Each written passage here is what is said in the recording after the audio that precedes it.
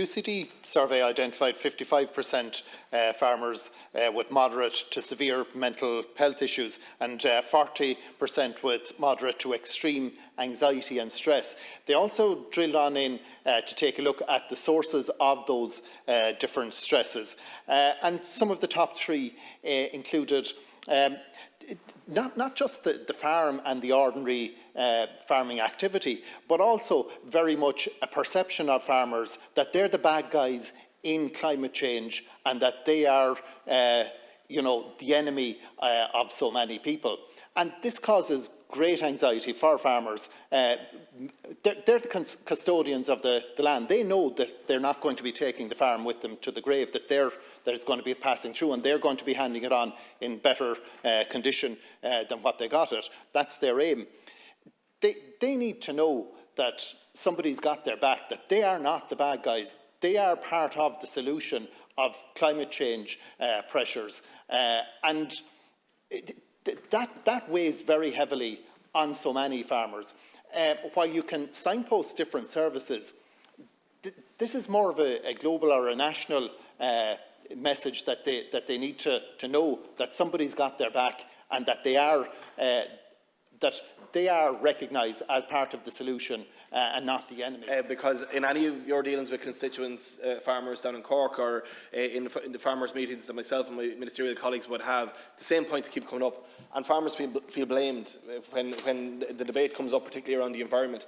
And as you say, farmers are custodians of the land. So to answer your point, I want to put on the record here, we as government have farmers back, and we will continue to articulate the really important role that farmers play in terms of food production, feeding a population far bigger than our population here in Ireland, but also doing so and contributing hugely to our rural economy. That is vital, and the spin-off benefit that has, and that their role is really valued.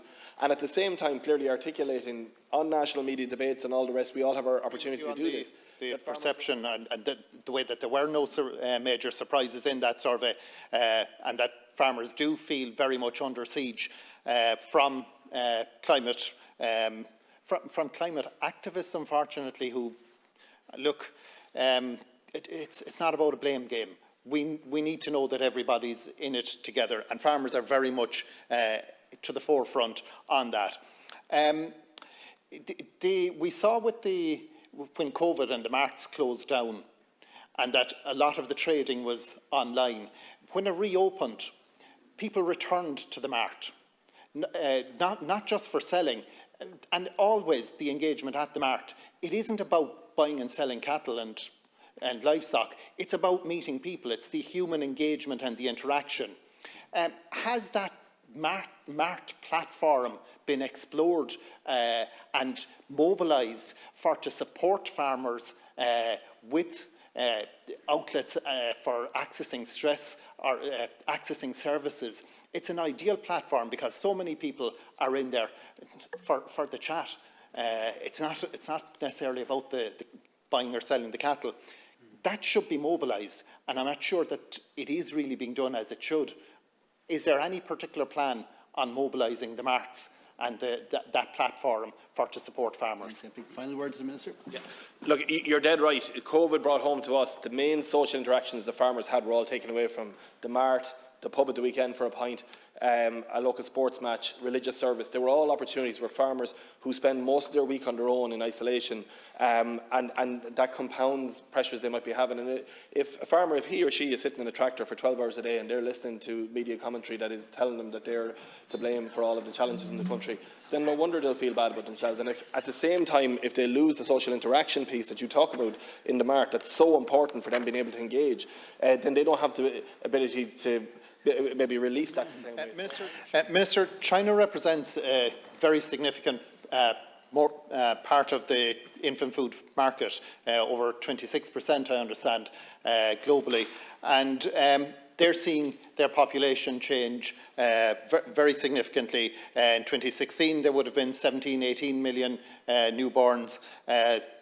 Now it's closer to 10 million, when it would have been expected to be almost doubled that. So it's very much a moved target for the enterprises selling in there. they would have, they're very much trade, and of course there's also growing confidence in their own product internally as well. That's being restored after an issue they had some years ago. So the share of the Irish producers within that market is coming under increasing pressure. Based on that clean, green image that Ireland has, have Board Bia been able to put across a more aggressive or a stronger campaign so as to ensure that the Irish product can maintain and grow in that huge market?